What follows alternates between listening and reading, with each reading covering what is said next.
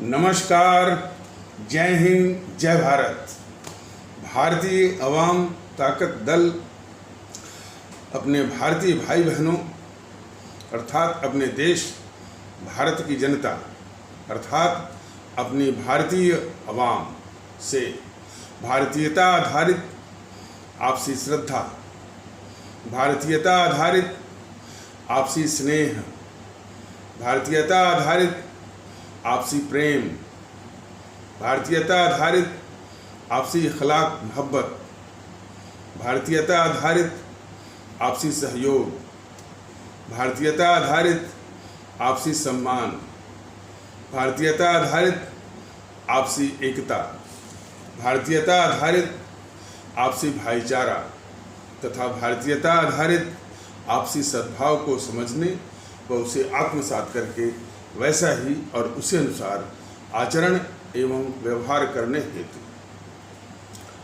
और इसके समस्त भारत में प्रचार प्रसार करने हेतु और इसके अहमियत और महत्व को प्रत्येक देशवासी को समझाकर उसे अपनाते हुए वैसा ही और उसी अनुसार आचरण एवं व्यवहार करने हेतु और प्रत्येक देशवासी को अपना ही भारतीय भाई बहन मानकर, समझकर, अपनाकर उनके साथ वैसा ही और उसी अनुसार आचरण एवं व्यवहार करने हेतु सतत, सदैव और हमेशा अदब के साथ, आदर के साथ अर्ज करता है, विनती करता है।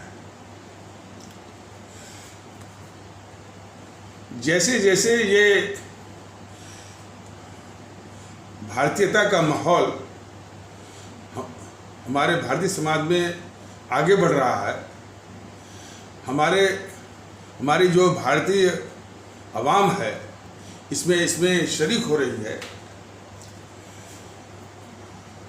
वैसे वैसे ये विखंडनकारी ताकतों की असलियत जो है परत दर परत और उनकी फितरत सामने आ रही है और अपने आदरणीय भारतीय भाई बहनों के समक्ष आ रही है।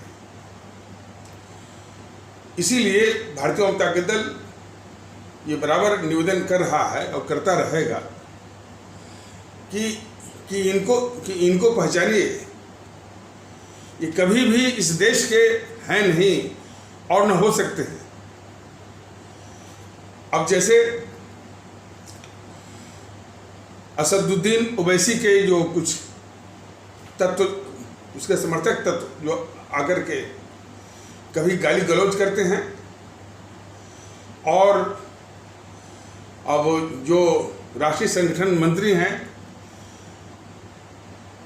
भारतीय जनता ताकत दल के, कहाँ से यानी उन्होंने उनके संप्रदाय का पता कर लिया और उनसे सवाल कर रहे हैं कि तुम कैसे मुसलमान हो। सवाल इस बात का है कि आज इसकी ये मैंने YouTube के माध्यम से जो भारतीयता की मुहिम चलाई जा रही है उसके शुरुआती जो इसकी जो पंक्तियां हैं कि भारतीयता आधारित श्रद्धा, भारतीयता आधारित आपसी श्रद्धा, आपसी स्नेह, आपसी प्रेम, आपसी अखलाक मोहब्बत, आपसी सहयोग, आपसी सम्मान, आपसी एकता, आपसी भाईचारा, आपसी सद्भाव, ये इसके मूल मंत्र हैं। इसके बाद भी असदुद्दीन ओवैसी के लोग ये पूछें कि तुम कैसे मुसलमान हो। कल को कोई हमसे भी पूछ सकता है कि आप कैसे ठाकुर हैं। तो ऐसे तत्वों के लिए भारतीय जनता ताकत दल का एक सीधा जवाब है कि हम ठाकुर हो न हो, हम हिंदू हो न हो, हम भारतीय हैं, यही मेरे लिए पर्याप्त है। बात यहीं पर समाप्त हो गई। यही एहसास हर एक भारतीय भाई बहन के जहन में आने की जरूरत है। हम ठाकुर हो न हो, हम भारतीय हैं, हम हिंदू हो न हो, हम भारतीय हैं। हम ब्राह्मण हों या न हों, लेकिन हम भारतीय हैं। हम यादव हों न हों, हम भारतीय हैं। और इसी प्रकार हम पंजाबी या सिख हों न हों, हम भारतीय हैं। हम तमिल हों न हों, हम भारतीय हैं। हम बंगाली हों न हों, हम भारतीय हैं। यही एहसास और यही जज्बा और उसी अनुसार आचरण एवं व्यवहार होने की जरूरत है, तभी ऐसे तत्वों को जवाब मिलेगा। और बात यहीं तक सीमित नहीं है।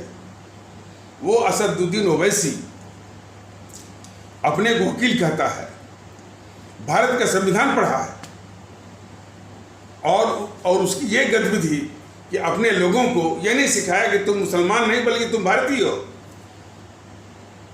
और आकर उसका तत्व पूछ रहा है कि आकर उसका तत्व जो है भारतीय जनता दल के पदाधिकारी से पूछ रहा है कि तुम कैसे मुसलमान हो। तो इसका जवाब और इसका जवाब भी इलाज भी है कि हमारे सभी भारतीय भाई बहन हम भारतीय हैं, इसके अलावा कुछ नहीं। रही इस्लाम आस्था की, रही हिंदू सनातन आस्था की, रही ईसाई आस्था की, सिख वो हमारे पंथ है, वो हमारा व्यक्तिगत एक आस्था है जो कि हमारा व्यक्तिगत है और वो सुरक्षित है। उसको हम जो है उसका निर्वहन करते हैं, लेकिन उसका भारतीयता से कुछ भी लेना देना नहीं। हमारी असली पहचान, हमारा असली वजूद, हमारा आचरण व्यवहार वो भारतीयता का है। सभी देशवासियों को भारतीय मानने का है। सभी देशवासियों को भारतीयता का एहसास कराने का और उसी लगाव के साथ उनके साथ पेश आने का है।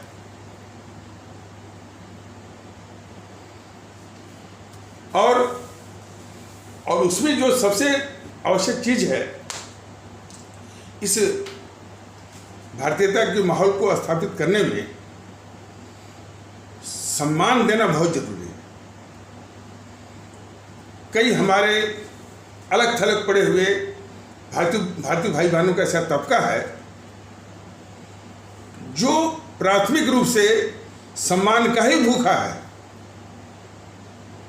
उनके लिए जरूरी है कि हम उनको सम्मान दें, अपनापन का एहसास करवाएं, गले से लगाएं और खाट पर बिठाएं, खाट पर भी सामने बिठाएं। ये करना पड़ेगा। भारतीय माहौल को ये दिलाना है, करना पड़ेगा, वरना इस समाज में अखिलेश यादव जैसे समाज को तोड़ने वाले, मायावती जैसी जो है इस समाज को तोड़ने वाली, और उन्हीं का एक जोड़ीदार पैदा हुआ है चंद्रशेखर जैसे उस समाज को तोड़ने वाले, बीजेपी जैसी जो है समाज में ध्रुवीकरण करके समाज को तोड़ने वाली शक्तियों को बल मिलता रहेगा। ये वोट बटोरती रहेंगी और ये समाज विरोधी ताकतें, देश विरोधी ताकतें सत्ता पर जाती रहेंगी। तो इस अभिशाप को हटाना है, दूर करना है। ये तो रहा असदुद्दीन ओवैसी की सोच और उसका घिनौना रूप, घिनौना चेहरा। क्या समझते कि असदुद्दीन ओवैसी अकेला है? अब आ जाइए जो राष्ट्रवाद का मुखौटा पहने हुए हैं, राष्ट्रवाद के नाम पर वोट बटोरते हैं, राष्ट्रवाद के नाम पर जो है जो मानसिक और भावनात्मक दोहन करके वो दोहन करके चुनावी माहौल बनाते हैं। वो राष्ट्र के साथ और इस आवाम के साथ, इस देश के साथ क्या छल कर रहे हैं, उसका भी नमूना अब वो देख लीजिए। वो कभी कहते हैं भारतीय जनता दल को एकता के कुत्ते, भारतीय एकता उनकी नजरों में कुत्ते के समान है।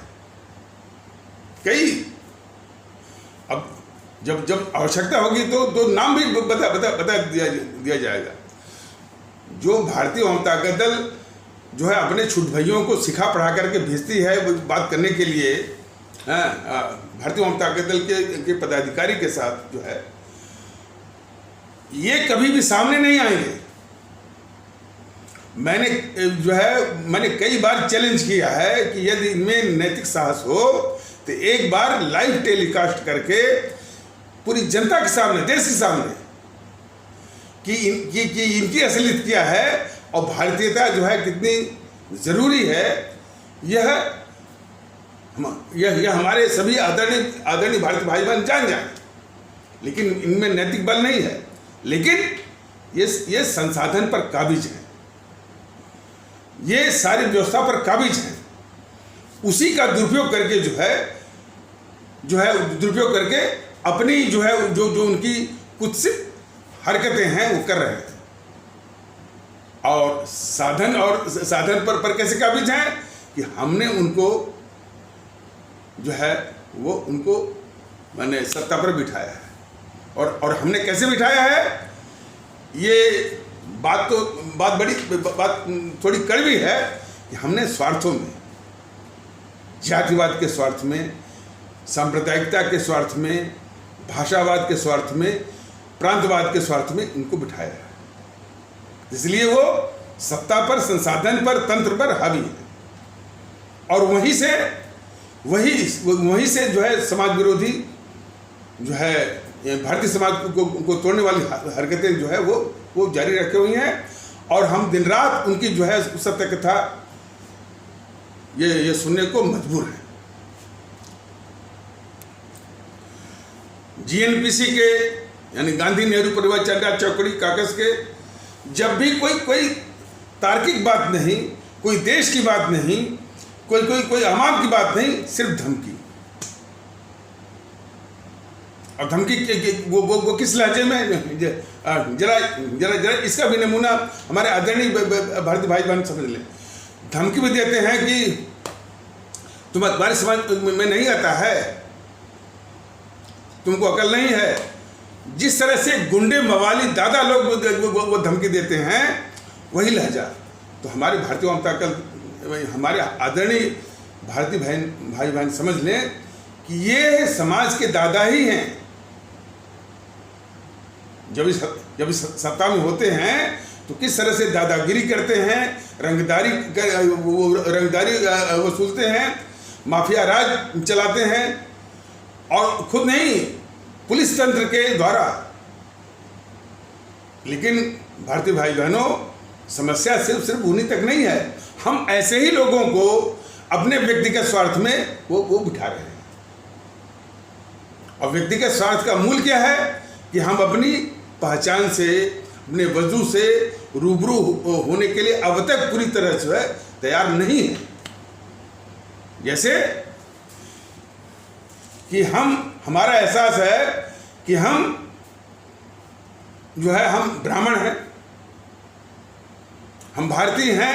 भारतीय तो बने एक कृत्रिम और वो शास्त्रीय तौर पर हम भी भारतीय हैं, लेकिन मूल रूप से हम ब्राह्मण हैं, मूल रूप से हम वो हिंदू हैं। वो सारा मूल खत्म हो गया। ऐसे लोगों को, सोचने वालों को बिल्कुल भारतीय वामताकत दल बता रहा है कि 26 जनवरी 1950 को जब इस देश का संविधान लग गया, वो सारा मूल समाप्त हो गया। हमारा जो संवैधानिक और असली वजूद है कि हम भारतीय हैं।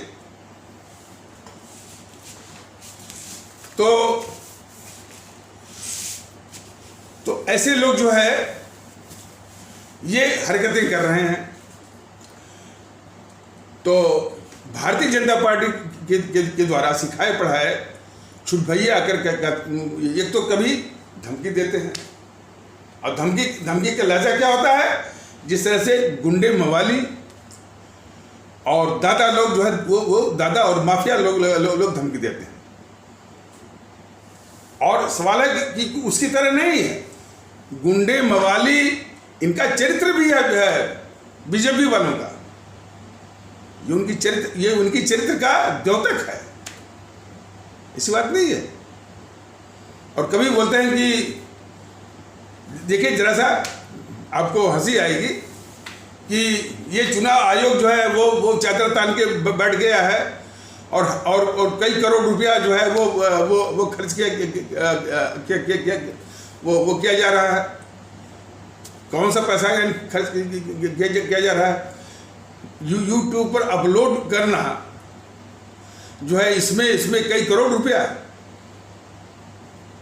चक्कर यह है कि एक कहावत है, तुलसीदास ने कहा था कि जाकी रही भावना जैसी, प्रभु मूरत देखी दिन तैसी। ये हमेशा भ्रष्ट रहे हैं, भ्रष्ट तरीकों से जो है ये चुनाव जीतते हैं, भ्रष्ट तरीकों से ये सत्ता हथियाते हैं। तो पूरी दुनिया इनको भ्रष्ट ही दिखती है। किस तरह से सिर्फ जो है मेरा बोलना, उसको अपलोड करना, जनता उसको देखती है, जनता इसमें शामिल होती है। इतनी सी तो बात है। इसमें जो है जो भ्रष्ट हैं और बीजेपी का जो भ्रष्ट होने का जो नजरिया है, वो ये कहता है कि इसमें जो करोड़ों रुपए खर्च हो रहे हैं और चुनाव आयोग जो है वो चादर तान के सोया हुआ है। सवाल इस बात का है, चुनाव आयोग हो, चाहे न्यायपालिका हो, चाहे माननीय सर्वोच्च न्यायालय या माननीय उच्च न्यायालय हो, क्या उनको ये बीजेपी वाले, भारतीय जनता पार्टी वाले ये साबित करेंगे कि क्या वो भारतीयता विरोधी हैं? क्या किसी न्यायपालिका की ये हिम्मत है? क्या माननीय सर्वोच्च न्यायालय या माननीय उच्च न्यायालय गण की ये हिम्मत है कि अपने को ये साबित करे कि वो भारतीयता वो विरोधी है? क्या चुनाव आयोग की ये हिम्मत है कि अपने को ये दिखाए कि वो भारतीयता विरोधी है? लेकिन नहीं, ये उनके ऊपर डालने की कोशिश कर रहे हैं, क्योंकि ये भारतीयता विरोधी ये खुद हैं। जो भारतीयता विरोधी भी हैं, भारत विरोधी भी हैं और देशद्रोही हैं। ये इनकी असलियत है और मुखौटा पाने हैं वो राष्ट्रवाद का। तो ऐसा जो है बने भेद बदल करके देश के साथ छल करने का ये असली नमूना जो है वो भारतीय जनता पार्टी का है। हमारे जो माननीय प्रधानमंत्री मोदी जी के विषय में ये जीएनपीसी वाले और जीएनपीसी के जो छुटभइये जो जितने भी उसके यूट्यूबर्स हैं, उनसे कहलवाते हैं कि ये फेंकू हैं। पता नहीं किस बात पर फेंकू हैं। वो 15 लाख रुपया मांगते हैं, 2 करोड़ की नौकरी मांगते हैं। ये नौकरी वगैरह जो है ये कभी नहीं कहते हैं कि शिक्षा की जो गुणवत्ता है उसको किस तरह से इन सब ने जीएनपीसी वालों ने, समाजवादियों ने और जो है वो बहुजन समाजवादियों ने किस तरह से शिक्षा की गुणवत्ता की हत्या की है कि आज कोई कुछ आपात को छोड़ दीजिए, इंजीनियरिंग कॉलेज का पास किया हुआ ग्रेजुएट, पोस्ट ग्रेजुएट या नॉर्मल ग्रेजुएट और पोस्ट ग्रेजुएट को एक साधारण सी एप्लीकेशन जो है वो लिखने नहीं आती है। ये समस्या है। स्किल का बिल्कुल अभाव है और इतनी बड़ी फौज जो है इन्हीं सबों ने खड़ी की है। जब ये समाजवादियों का शासन रहा, तमाम जो है कुकुर मुत्तों की तरह जो है पैसे ले करके तमाम माने वो degree college, post graduate college, engineering college, medical college भ्रष्टाचार करके खड़ा कर दिया और यानी कुकुर मुत्तों की तरह जो है पूरा फैल गए और वहीं से जो है मैंने शिक्षा की जो गुणवत्ता है, क्वालिटी ऑफ एजुकेशन, उसकी हत्या करके आज ये फौज खड़ी हुई है। गुणवत्ता के साथ होते तो यदि वो सरकारी नौकरी न भी मिलती तो प्राइवेट में मिलते। प्राइवेट वाले भी जो है जिनके पास स्किल होगी, जिनके पास कौशल होगा, उन्हीं को लेंगे। और जिनमें क्वालिटी ऑफ एजुकेशन का अभाव होगा तो उनको यानी कौन लेगा उनको।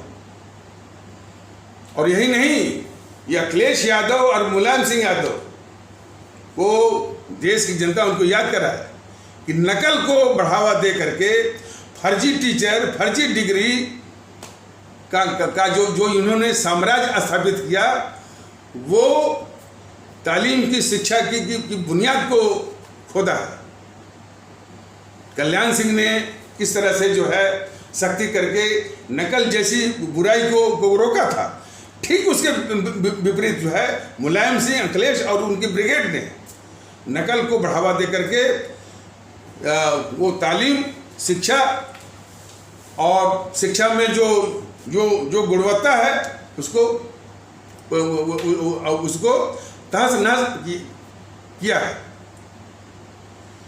तो ऐसे लोग जो है वही लोग तो मांग रहे हैं कि 2 करोड़ की नौकरी और 15 लाख रुपया।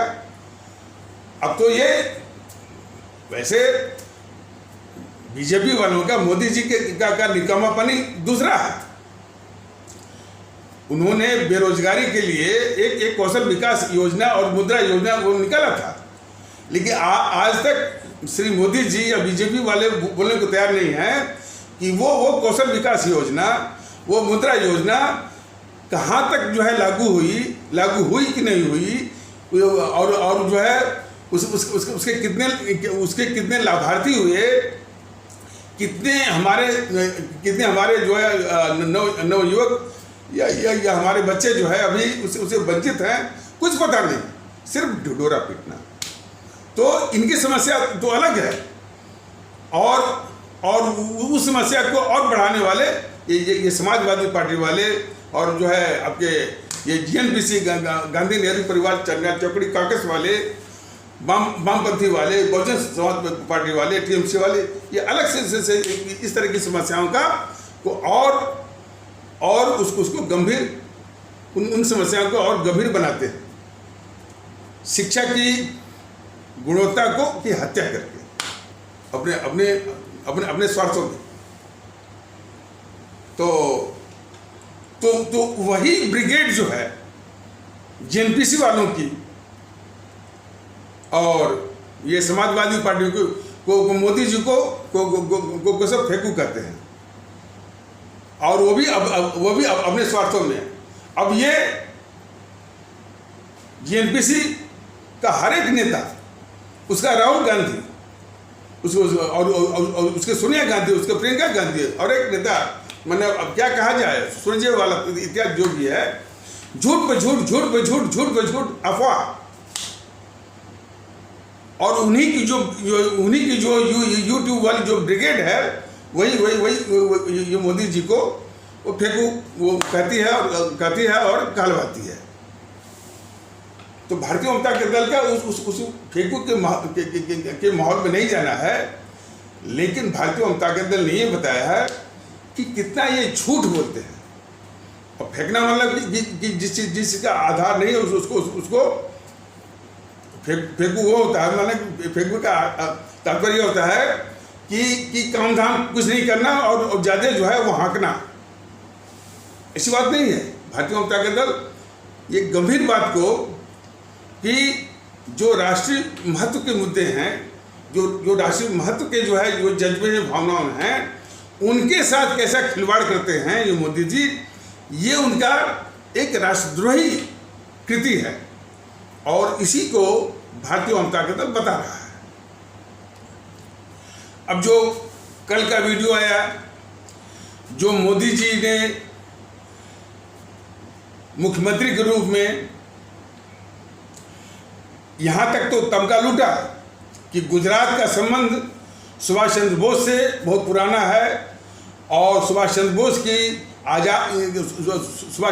आज़ाद हिंद फौज से संबंध बहुत पुराना है, बहुत महत्व का है।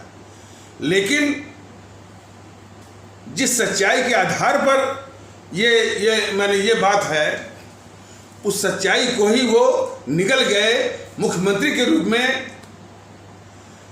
यह चीज़ जो है गूगल में भी कोई सर्च करके इसको देख सकता है कि उसमें स्पेसिफिकली ये लिखा हुआ है कि श्री मोदी जी ने मुख्यमंत्री के रूप में इस सच्चाई को वो नहीं बताया, ढका, कि जिसके आधार पर वो दम भर रहे थे, तमाम जो है वो दावा कर रहे थे कि गुजरात का संबंध बहुत पुराना है सुभाष चंद्र बोस जी से और उनकी आज़ाद हिंद फौज से। सच्चाई क्या थी कि गुजरात के सौराष्ट्र क्षेत्र में एक जो है धोराजी कस्बा है, टाउन है, वहीं के एक व्यापारी थे। वो नाम थोड़ा सा लंबा है, लेकिन हमने उसको याद कर लिया है। उनका नाम है मेमन अब्दुल हबीब यूसुफ मरफानी। अब ये नाम कोई याद कर सके तो बहुत बढ़िया, चूंकि उन्होंने आज़ाद हिंद फौज के गठन में 1 करोड़ रुपए का सहयोग 1940 में किया हुआ। तो यह इस गद्दार नेहरू से लाख दर्जे बढ़िया है। बल्कि देश को उनको याद करना चाहिए जिन्होंने आज़ाद हिंद फौज के बनने में अपने व्यापार को भी नष्ट करके जो है उन्होंने 1 करोड़ रुपए का योगदान किया 1940 में। तो ये मोदी जी ये पूजा करेंगे उस गद्दार नेहरू का, मोदी जी पूजा करेंगे वो गद्दार मोहनदास करमचंद गांधी का। लेकिन जिसने अपना व्यापार को नष्ट करके 1 करोड़ रुपए का योगदान किया 1940 में, उसका नाम तक नहीं लेंगे। यही तो गद्दारी है इनकी, यही गद्दारी है इनकी। और किस लिए नाम नहीं लेंगे? क्योंकि वो मुसलमान है। तो जिन्होंने आज़ाद हिंद फौज के बनने के लिए जो व्यापारी थे, उनका नाम मैं समझता हूँ कि भारतीय जनता दल तो बताया गया ही, और आप लोग भी जान लीजिए। उनका नाम था मेमन अब्दुल हबीब यूसुफ मरफानी। और ये चीज़ जो है गूगल में है, मैं अपनी ओर से नहीं कर रहा हूँ। और ये तथ्य है, गूगल तो तथ्यों को डालता रहता है। और उसी में लिखा गया है कि उसी गुजरात से जो है वो गुलाम हुसैन मुश्ताक रंधेरी, ये 4 शब्दों का उनका नाम है। गुलाम हुसैन मुश्ताक रंधेरी, ये जो है माने आज़ाद हिंद फौज के गठन में भर्ती कराने वाले अधिकारी, यानी मतलब कि रिक्रूटिंग अफसर थे। इतनी महत्वपूर्ण और देशभक्ति से संबंधित तथ्य को दबा करके मोदी जी जो है एकदम भर रहे थे कि गुजरात का संबंध जो है वो सुभाष चंद्र बोस जी से है और सुभाष चंद्र बोस की आज़ाद हिंद फौज से। लेकिन जिसके कारण जो है वो संबंध बना है, जो हकीकत जो है कि एक जो है व्यापारी ने अपना सर्वस्व माने वो ख़त्म करके 1 करोड़ रुपए का योगदान किया, और जो है एक जो है भर्ती कराने वाला अधिकारी था, इसका नाम दबा करके छुपा करके वो दम भर रहे थे गुजरात का। ये बताने से इनकी मंशा को पढ़ने की जरूरत है देशवासियों को, जो राष्ट्रवाद के नाम पर वोट ले रहे हैं। देखिए, ये जो भारतीय जनता दल मोदी जी की इसमें बता रहा है, इसका एक कतई मतलब नहीं है कि मोदी जी जो है ये जेएनपीसी वालों की तरह, वामपंथियों की तरह जो है वो देश के लिए खतरा है। ये जो जेएनपीसी वाले हैं, वामदल वाले हैं, वो देश के लिए बहुत खतरा है। लेकिन मोदी जी का खतरनाकपन यह है कि इन्हीं खतरनाक ताकतों को ये पाल रहे हैं, इन्हीं खतरनाक ताकतों को पाल रहे हैं और देश को बता रहे हैं कि ये विरोध पक्ष है, ये अच्छा, और यही और इसी तरह का ये माहौल चला रहे हैं कि विरोध पक्ष को मजबूत होना चाहिए। आप जब भी टीवी डिस्कशन में आप देखते होंगे, बराबर बीजेपी वाले जो है वो इन जीएनपीसी वालों की बस यही कहते हैं कि कांग्रेस वो समाप्त हो रही है। अरे भैया, कांग्रेस को समाप्त होना इस देश की आवश्यकता है। तुमको क्यों चिंता हो रही है कि वो समाप्त हो रही है? आज जितने भी ये देश के गद्दार पत्रकार हैं, मुकेश कुमार है, वो सत्य हिंदी चलाता है, वो आशुतोष है, अजीत अंजुम है, ये तमाम है, वो यही कहते हैं कि भाई कांग्रेस कमजोर हो रही है। कांग्रेस को का इस भारत की धरती से नष्ट में नाबूद होना ही जो है भारत की वजूद के लिए अनिवार्य है। जागरूकता के अभाव में चूंकि अपनी आवाम जो है अभी पूर्णतः पूरे रूप से भारतीयता के माहौल में पूरी जागृत नहीं हुई है, वो जागरूकता अभी आई नहीं है। इसीलिए राहुल गांधी के स्वभाव में भीड़ हो रही है। अभी भी हमारे आदरणीय भारतीय भाई बहन उसके मोह माया जाल में फंसे हुए हैं। लेकिन यदि हमारे लोगों में उस स्तर की जागरूकता होती, जागरूकता इस तरह की कि हम सिर्फ भारतीय हैं, हमारा मुल्क जो है वो सर्वोच्च है, इसके आगे इसके बराबर कुछ भी नहीं है, मुल्क के बराबर और मुल्क से ऊंचा, मुल्क से बड़ा न तो हमारा हिंदू सनातन है, न तो हमारा इस्लाम है, न तो हमारा ईसाई पंथ है, न तो सिख पंथ है। मुल्क से बड़ा और मुल्क के बराबर, ये भावना हर एक हर एक भारतीय भाई बहन के जहन में आने की सख्त आवश्यकता है। इसी के अभाव में तो पूछ रहा है कि तुम कैसे मुसलमान हो। वो असदुद्दीन ओवैसी इस समाज का, इस भारतीय समाज का सबसे बड़ा जहर है, जो लोगों को सिखा रहा है कि तुम मुसलमान हो, तुम मुसलमान हो। अरे खैर मनाए कि ये कायर किस्म का बैठा है अपना ये प्रधानमंत्री, वरना कोई राष्ट्रभक्त किस्म का होता तो असदुद्दीन ओवैसी और उनके कुछ कट्टरवादी तत्वों को सिखा देता कि यह देश भारत है, भारतीय वो भारतीय बन के तुमको रहना है तो रहो, वरना तुम इस देश से वो निकल जाओ।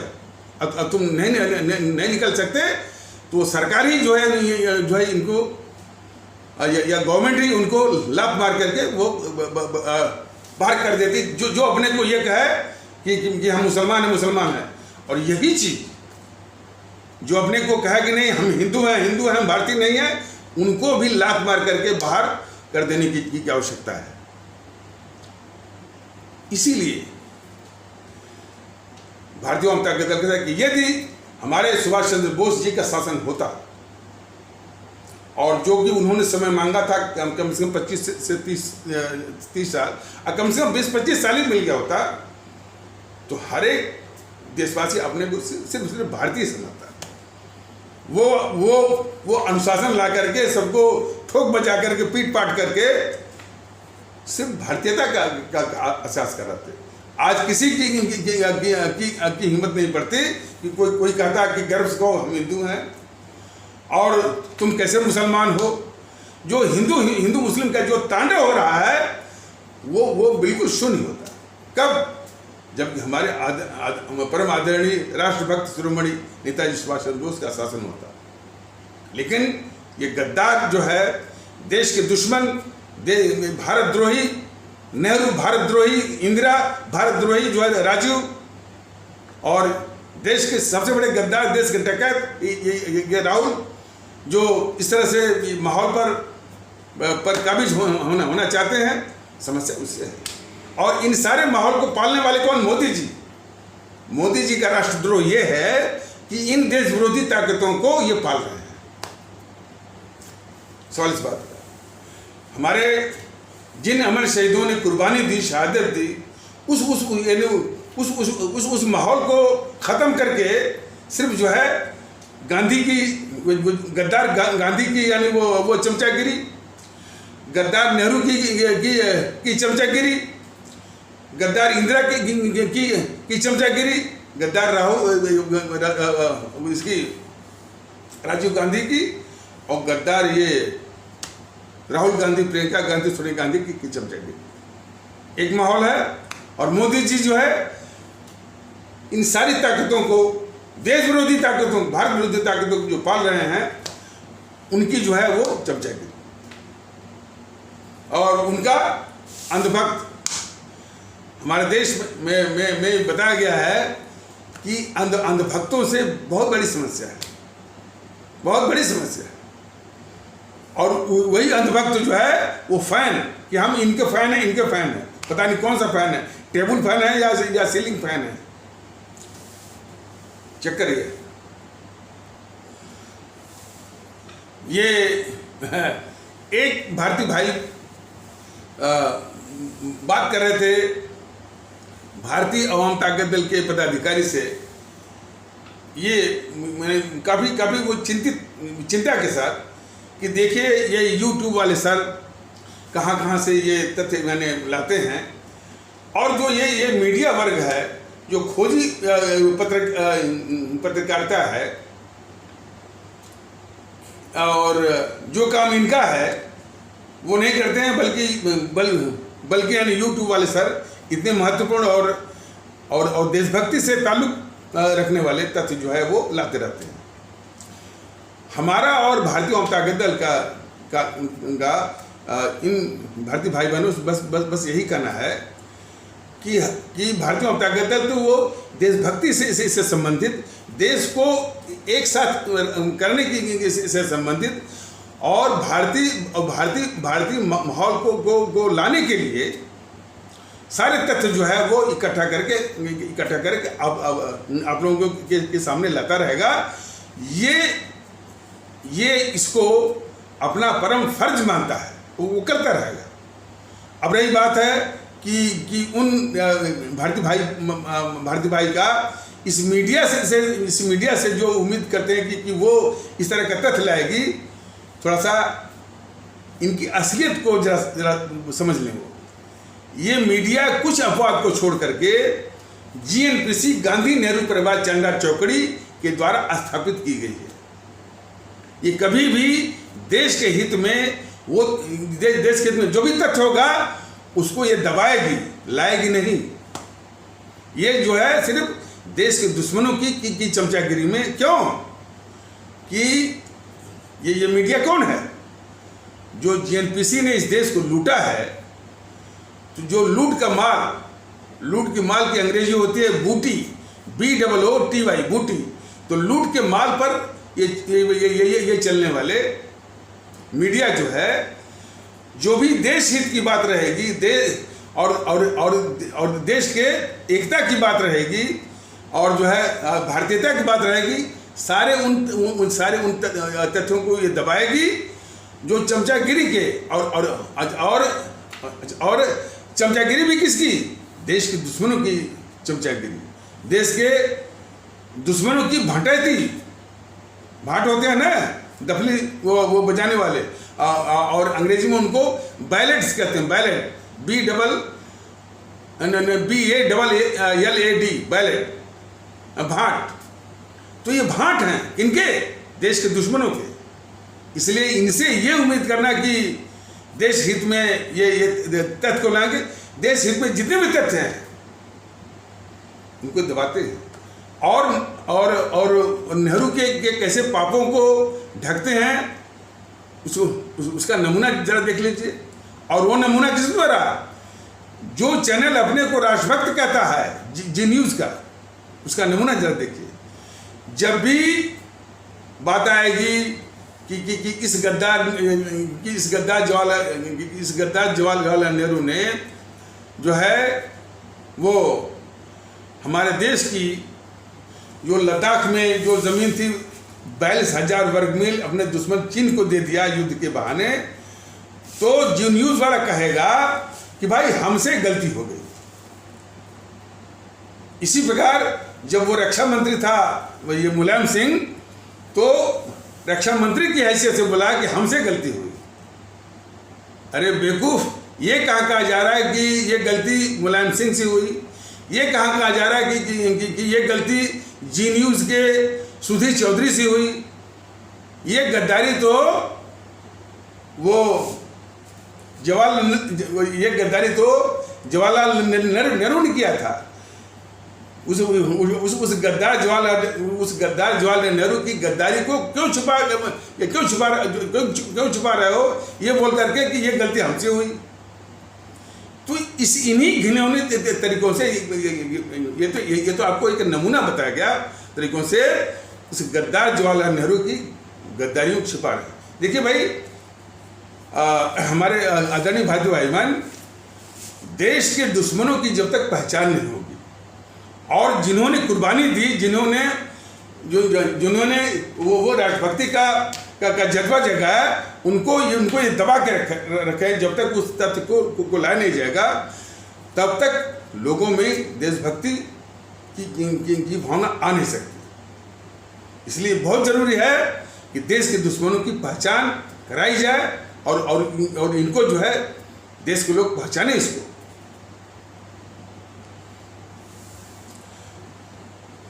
वो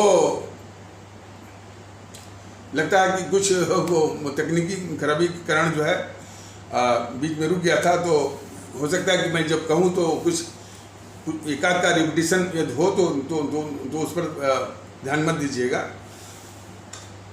तो ये जो देश का बंटवारा 15 अगस्त को ये जीएनपीसी वाले बोलते हैं कि आज़ादी का दिवस, हमारा देश बट रहा है। उसी के उपलक्ष्य में मैंने इधर की आबादी उधर जा रही है, उधर की आबादी इधर आ रही है। 25 से 30 लाख हमारे भारतीय भाई बहन मारे जा रहे हैं, जानी गंवाए जा रहे हैं। 3 करोड़ से अधिक लोगों के घर उजड़ रहे हैं। सत्ता की छीना झपटी में देश बटा है। जब देश विभाजन का खतरा है, तो उसमें एक कद्दावर नेता कह रहे हैं कि भाई जो और उसी दिन पहले जो है इसी लाल किले में वो आज़ाद हिंद फौज के पकड़े हुए जवानों पर जो है मुकदमा वो चला रही थी ये सरकार, अंग्रेजी हुकूमत। और उसमें खास करके वो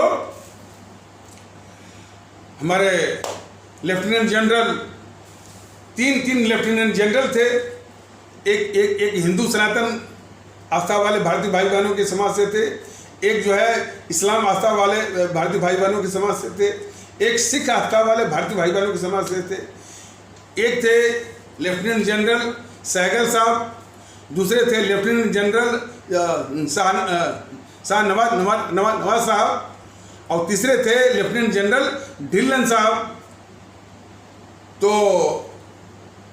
एक थे हमारे हिंदू सनातन आस्था वाले भारतीय भाई बहनों के समाज से, एक थे हमारे इस्लाम आस्था वाले भारतीय भाई बहनों के समाज से, और एक थे हमारे सिख आस्था वाले भारतीय भाई बहनों के समाज से। इन पर भी जब वो मुकदमा वो अंग्रेजी सरकार चला रही थी, तो इसका बड़ा विरोध हुआ और उस विरोध के चलते पूरी एकता आ गई, पूरे देश में एकता की पूरी लहर दौड़ गई। इस स्थिति को सेंस करते हुए, भांपते हुए, वो कद्दावर नेता अरुणा आसिफ अली ने पत्र भी लिखा इस गांधी को कि भाई कि इसमें एकता का बड़ा अच्छा माहौल है, हम लोग क्यों नहीं इसका इस्तेमाल करें। और इसका इस्तेमाल यानी भारत बटे न, भारत का विभाजन न हो, इसके लिए इस्तेमाल करने। एक अभियान चलाएं, आंदोलन करें और धरने पर बैठें, आमरण अनशन कर दें। ये सारी बातें उन्होंने लिखा, लेकिन वो जवाब में इतना घटिया किस्म का वो जवाब दिया। वो जो है वो गद्दार मोहनदास करमचंद गांधी इनको अरुणा आसिफ अली को कह रहा है कि ये कोई एकता उकता नहीं है, ये हिंदू मुसलमान वो फेंसिंग पर, दीवारों पर हाथ मिला रहे हैं।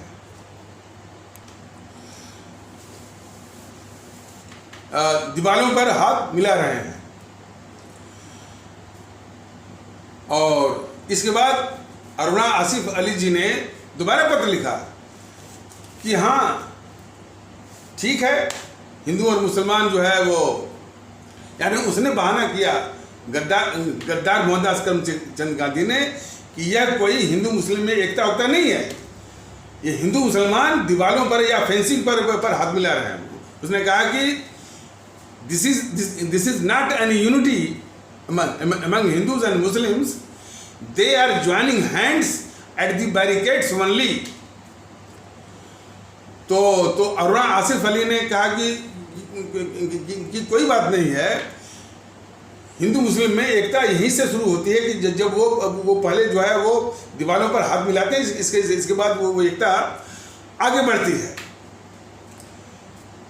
मतलब कि उन्होंने अंग्रेजी में कहा कि नो प्रॉब्लम,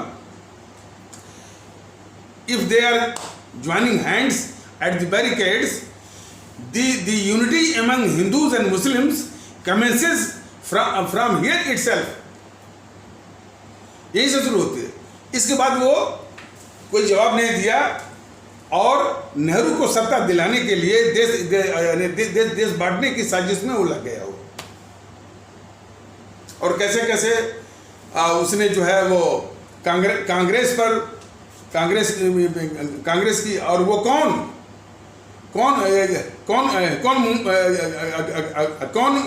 मोहनदास करमचंद गांधी, जो कांग्रेस का प्राथमिक सदस्य ही नहीं था, वो कांग्रेस पर दबाव डाल करके देश विभाजन का प्रस्ताव जो है वो पास करवाया। और दूसरी ओर देश के सामने झूठ बोल रहा था कि पाकिस्तान मेरी लाश पर बनेगा।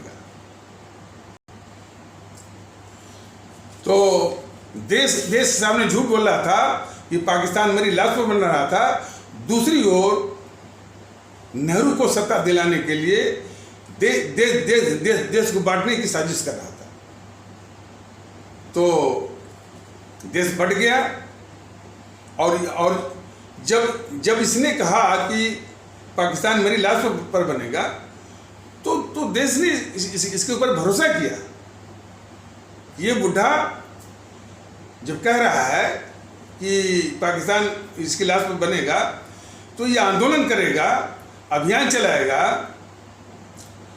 और आमरण अनशन करेगा, जान भी दे देगा, ये पाकिस्तान बनने नहीं देगा ये। लेकिन वो भरोसा टूट गया। पाकिस्तान बन गया। नेहरू को इसने प्रधानमंत्री बनवा दिया।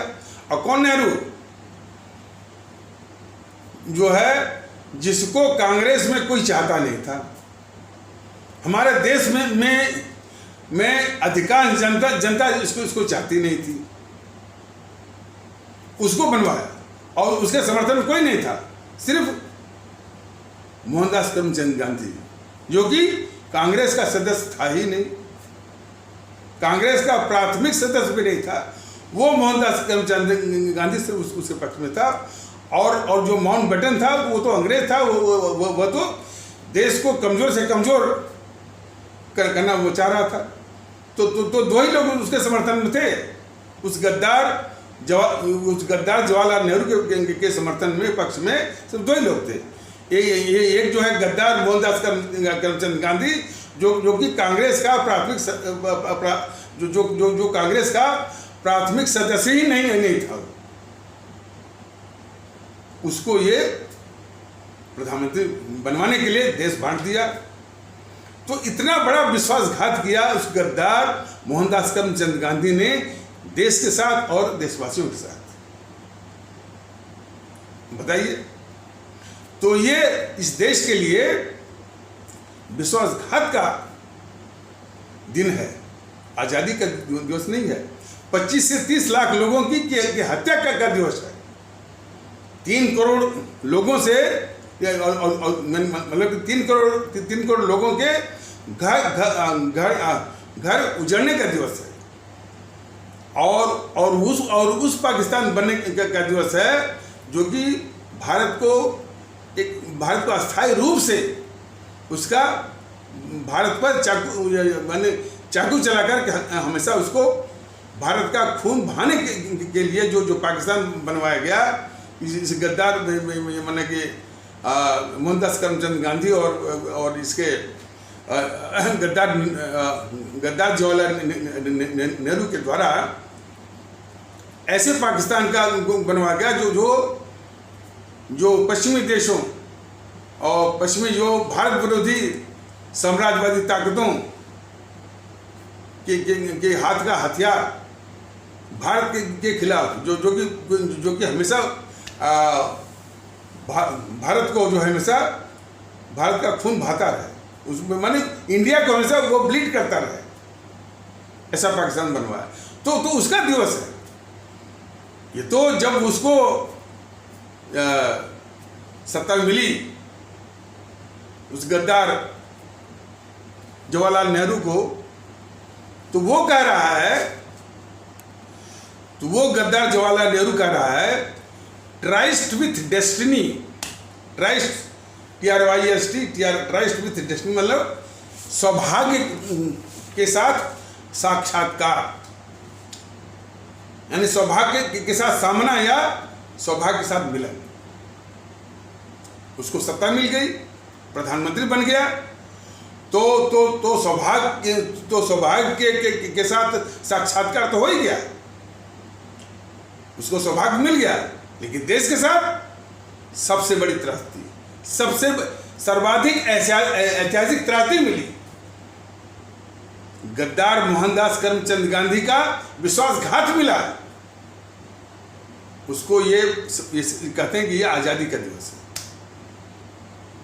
मोदी जी को बड़ा जोश आया, एक बार उन्होंने भाषण में कह दिया कि ये 15 अगस्त हमारा जो है वो आज़ादी का दिवस नहीं है, हमारा जो है वो आज़ादी का दिवस तो जिस दिन हमारे परम आदरणीय राष्ट्रभक्त शिरोमणि नेताजी सुभाष चंद्र बोस ने आज़ाद भारत की स्थापना 21 अक्टूबर 1943 को की थी अंडमान निकोबार में। बात सही भी है। और उसको 10-11 देशों ने मान्यता भी दी थी। जब वो स्थापना हुई थी हमारे आज़ाद भारत की वहाँ पर अंडमान निकोबार में, तो 10-11 देशों ने वो स्थापना 10-11 देशों ने उसको मान्यता दी थी। तो वही हमारे देश का वास्तविक आज़ादी का दिवस है 21 अक्टूबर। तो ये मोदी महोदय देखिए कितने धोखेबाज हैं भाई। बस ये तो है, तमगा लूटने के लिए लाल किले में सुभाष चंद्र जो है एक सुभाष चंद्र बोस के नाम पर तमगा लूटने के लिए और जो है एक भावनात्मक दोहन करने के लिए, शोषण करने के लिए और वो माहौल बनाने के लिए उन्होंने आज़ाद हिंद फौज का एक संग्रहालय लाल किले में बनवा दिया। जब उसका समारोह आया आज़ादी का वो 21 अक्टूबर, तो लोगों ने कहा कि चलिए आज़ादी का दिवस वो मनाया जाए। तब कह रहे हैं कि हमको उस समारोह में मत ले जाइए, लोग हमारा बाल नोच लेंगे। ये देखिए झूठ बोलना श्री मोदी जी का। एक और तो बोल दे कि भाई कि हमारा आज़ादी का दिवस जो है वो 21 अक्टूबर 1943 है, लेकिन जब वो दिवस आया, समारोह में जाने की बात आई, देश को बताने की बात आई, तब ये बहाना करने लगे कि लोग उनका बाल नोच लेंगे। अब ये सवाल है कि मोदी जी आपके पीछे 3 से 3 एमपी तो आपके खुद हैं। एनडीए को ले लीजिए तो वो 340 या 352 है। तो 352 एमपी वाला जो प्रधानमंत्री है वो कहे कि महज 50-55 वाला जो राहुल गांधी इत्यादि जो है आपका बाल नोच लेंगे, तो ये देश देखेगा कि तो किस काम के आप जो है वो 56 इंच सीना वाले जो है वो प्रधानमंत्री। और भी जबकि जो कि 15 अगस्त एक कलंक का दिवस है, उसको हटा करके 21 अक्टूबर 1943 को जो हमारा वास्तविक और असली जो है आज़ादी का दिवस है, उसको जब मनाने की बात आई तो किस तरह से आप झूठे बहाने कर रहे हैं। तो इन्हीं सब झूठ बातों को बताना जरूरी है। ये मोदी जी एक बार बोले थे कि गांधी जी ने एक बार 1952 में बोला था कि इस कांग्रेस को जो है इस कांग्रेस को समाप्त कर देना चाहिए। मोदी जी को जब यही ज्ञान नहीं है कि 1952 में वो गांधी जी थे या नहीं थे। जिस मोहनदास करमचंद गांधी की मृत्यु जो है वो 30 जनवरी 1948 को ही हो गई, वो कैसे जो है 1952 में रहेगा वो मोदी जी को बताने के लिए कि उस कांग्रेस को समाप्त कर देना चाहिए। तो अब पता नहीं वो ज्ञान की बात है नहीं बात है, लेकिन कुछ चीज़ें ये दिखाती हैं कि कितनी बड़ी दुर्भावना है।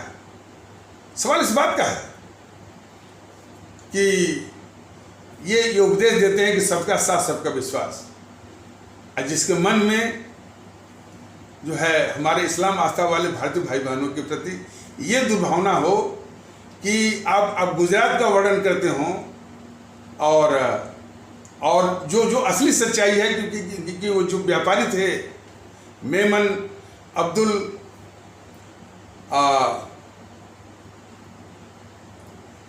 हबीब यूसुफ रंदारी मरफानी, जिन्होंने अपना सर्वस्व जो है वो व्यापार जो कि उनका व्यापार कहाँ था, रंगून में थे।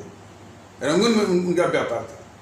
रहने वाले जरूर थे गुजरात में, सौराष्ट्र क्षेत्र के, वो कोई धोराजी कस्बा वहाँ के रहने वाले। इतने बड़े तथ्य को और इस देश के सबसे बड़े आज़ादी के नायक हमारे सुभाष चंद्र बोस हैं और उनकी सेना है, और उनकी सेना आज़ाद हिंद फौज है। आज़ाद हिंद फौज के लिए 1940 में जो 1 करोड़ का योगदान कर रहा है, आप उसके नाम को छिपा रहे हैं और इन गद्दारों को आप पूछ रहे हैं कि पूजा कर रहे हैं नेहरू और जो है वो गांधी की। आपकी कौन सी वो राष्ट्रभक्ति है बताइए ना। यह पूरा देश इन जो है जो मोदी जी से ये सवाल बिल्कुल सीधा सवाल पूछा जाना चाहिए कि देश के गद्दारों को पूजा कर रहे हैं। गद्दार जवाहरलाल नेहरू, गद्दार मोहनदास करमचंद गांधी, और जिसने आज़ाद हिंद फौज भी, और हमारे परम आदरणीय राष्ट्रभक्त शिरोमणि नेताजी सुभाष चंद्र बोस हमारे आज़ादी के सबसे बड़े नायक थे। तो उनको जिसने योगदान किया और इतनी बड़ी देशभक्ति निभाई, मेमन अब्दुल हबीब यूसुफ वो मरफानी,